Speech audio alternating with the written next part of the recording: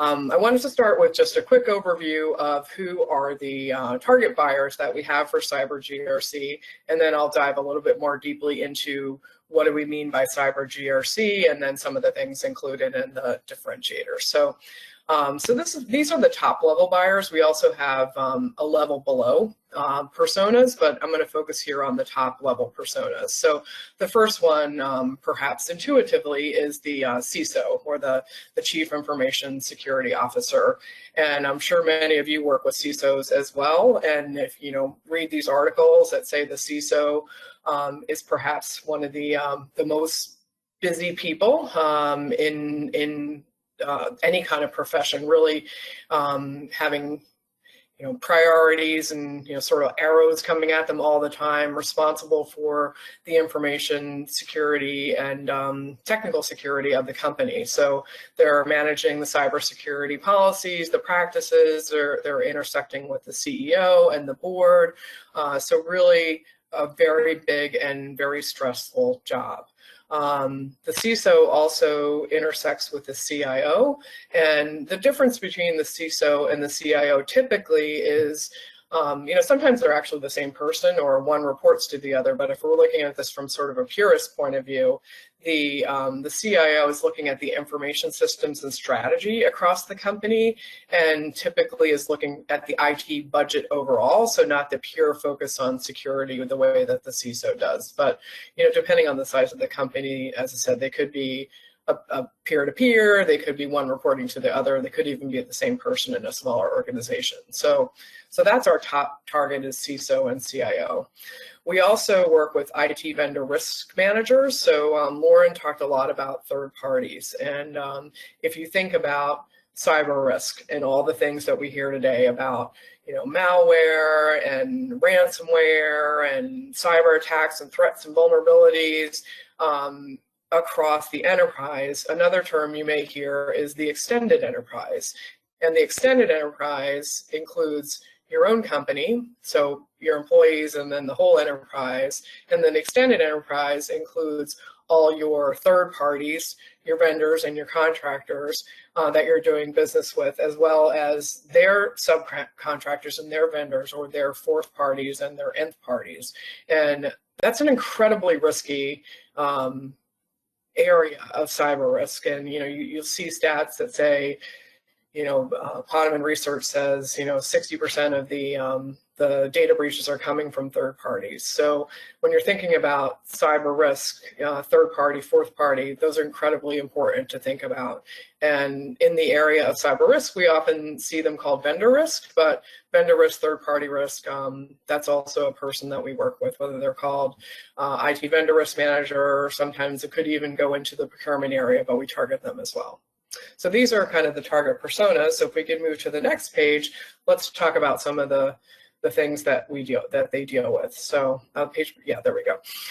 So obviously, I almost included just one page here that I saw a stat that said 100% of CISOs are stressed out, and I thought, gosh, that sort of encapsulates the whole picture, doesn't it? But getting a little bit more specific than that, the term for a CISO in their role is less than 2 years now, because it is such a high pressure job, and dealing with the security of the organizations and just being on a call all the time.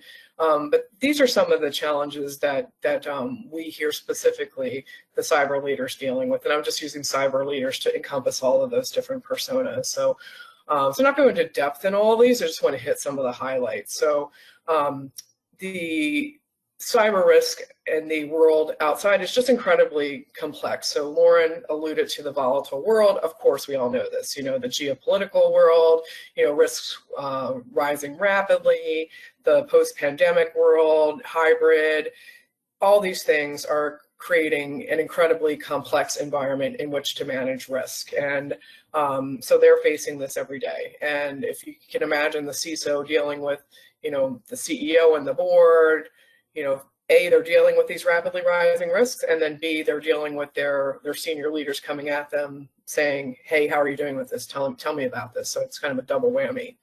And then the rapid migration to the cloud and digitization, as I mentioned, with the hybrid risk. One stat that we've seen thrown around is since the pandemic, a lot of enterprises had the plans to move to completely digital environments, and the pandemic accelerated those plans by 10 times, move them up by 10 years, because people are now working at home, so or in a hybrid environment, so they accelerated their digital plans, and so it's sort of expanding that network of risks. So, and at the same time, they need to comply with multiple regulations. And so Lauren mentioned the DOJ, the SEC, Gary Gensler's putting a lot of emphasis on putting new cybersecurity rules in place. So he has the proposed legislation that says, the disclosure window for a cyber breach is going to be, I forget if it's 4 days. I think it's 4 days. I was going to say 6 days, but I think it's 4 days. That's really quickly to disclose a breach. And there's all these different frameworks like NIST and ISO, or if you're in healthcare, HIPAA. How do you manage all that and harmonize all those different things? And then we also hear about assessing risk, at the down to the most critical assets. So you need to kind of decide where to place your bets. So which are the most critical assets and processes, and assessing those. And at the same time that you're doing that, lacking the real-time visibility into the risks and threat exposures, because there's still so many manual processes and there are multiple systems, and the bigger the enterprise, the more this is going to be true. And again, I know you know this, but thinking about multiple systems, and if you have multiple geographies, multiple business units, just thinking about the word connection, just trying to pull all those silos and tools together. And then finally, the risk budget. There's budget of things that CISOs and CIOs are allocating on equipment and processes and things like that, but there's also allocating your risk budget. Not every risk can be managed or needs to be managed, but if you can't have visibility into the risk, how do you decide which ones you're going to place your bets on, and which are the most critical risks? So these are just some interconnected challenges and things coming at the CISO. One of our colleagues said to me, it reminds me of the old cartoons where like the arrows were coming at the person's head and they're trying to, fend them off. And there's just a lot coming out of CISO. So if we could go to the next page. So this is the CyberGRC solution, and some of the ways that we help the CISO deal with these challenges. I am going to echo something that Lauren said, is a trusted partner. A lot of this is not just tools and solutions, is actively working with the IT leader, the CISO, sometimes in conjunction with the chief compliance officer or the chief legal officer or the chief risk officer too, to understand the needs and come up with the right solution. So it's not just the solution, it's also the consultation, obviously. But these are this is what CyberGRC is. So it's a combined cyber risk and cyber compliance solution. You see the benefits there on the right. Safeguard the organization with the integrated solution that's purpose-built to actively manage, measure, and mitigate cyber risk.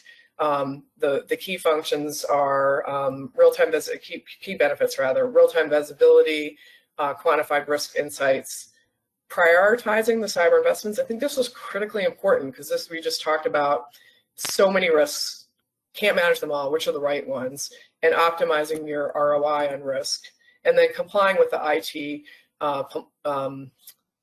policies and leveraging built-in frameworks. So I'll talk about this in a second, but the CyberGRC solution has all the most common frameworks like NIST and ISO and PCI and HIPAA and all that already built in. So you can get up and running quickly, and you can map across them and harmonize them, A, to get up and running quickly, but B, to get your compliance program continuously running. So the key components are over here. Cyber policy, that's policy management. Cyber risks, it's risk visibility and assessment. Threat and vulnerability management, cyber compliance, vendor risk, we talked about that, third-party risk, and then cyber risk quantification. I'm going to talk about that again because I said this is kind of the most newest and thing that we're seeing as the most exciting thing in here. So may I go to the next page, please?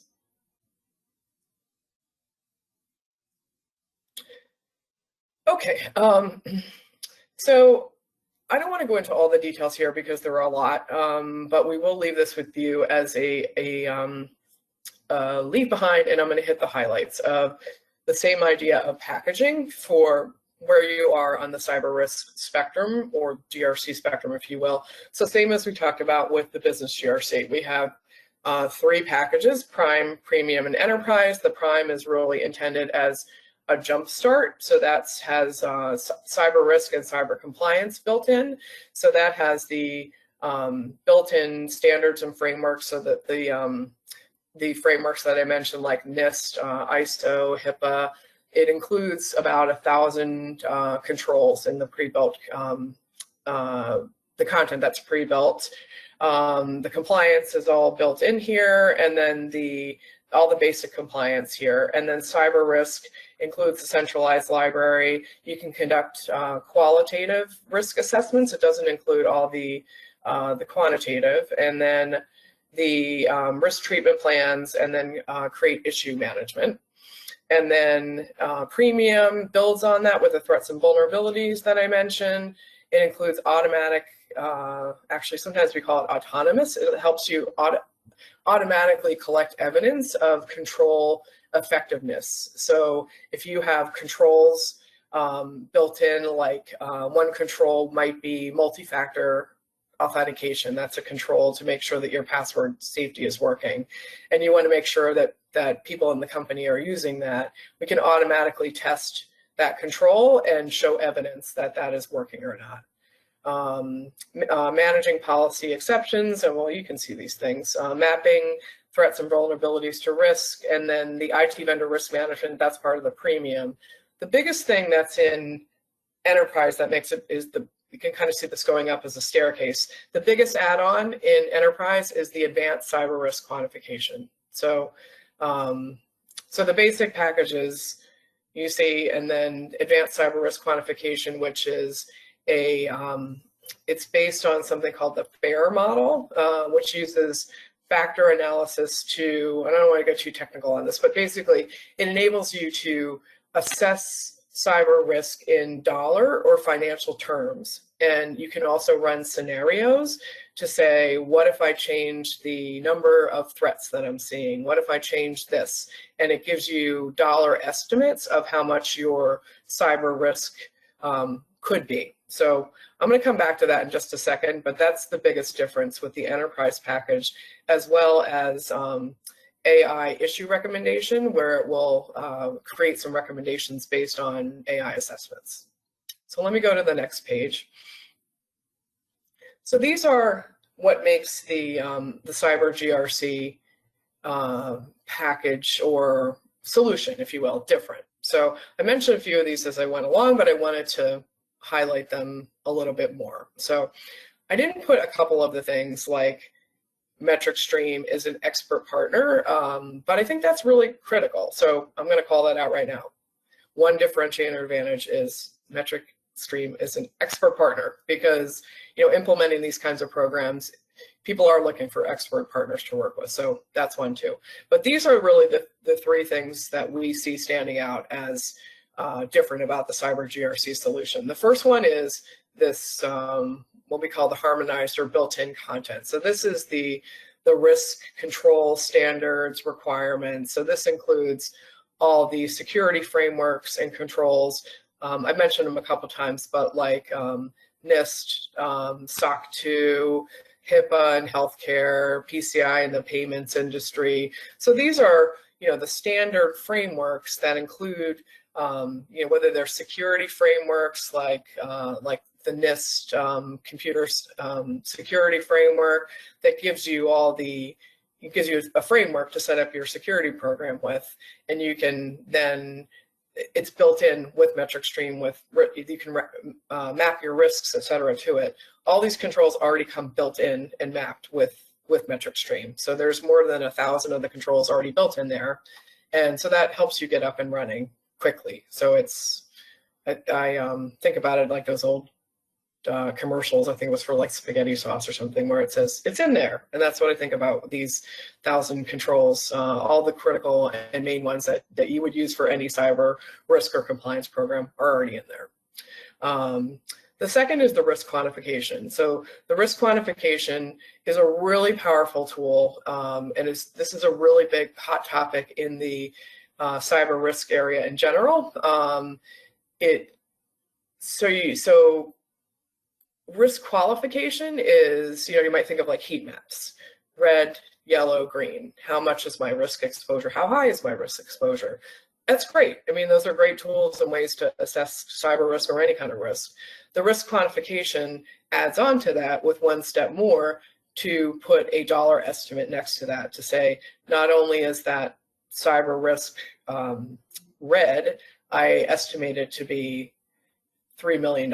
So it helps you make decisions where to invest. It also helps you with things like cyber insurance, are your policies big enough? It also helps communicate to the board, so if you say, what is the ROI of these investments that I'm making, and what really is my cyber risk exposure, the quantified risk in a language that everybody understands, dollars and cents or whatever the currency that you may want to use, is it's kind of a lingua franca that everybody understands. So it's something that is people are showing a lot of interest in, and we've been spending a lot of time on that. And the last, I mentioned this one also, but is if there's any overall theme in cyber risk, it's really moving toward automation.